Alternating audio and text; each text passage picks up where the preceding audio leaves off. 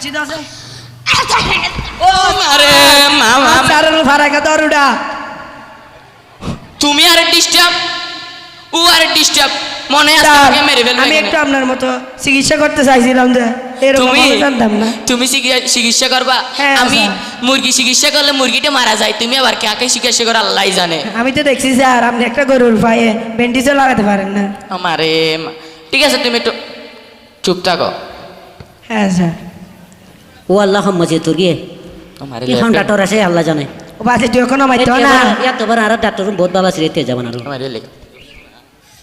ওই বেগে ধরে রাখো বলা এই কি ল্যাপটপ লই অন হবো স্যার ও আধুনিক একটা কাজ করতে হবে, তোমার বেতন হবে না স্যার 2000 টাকা ভাড়া দিব হইলো আল্লাহ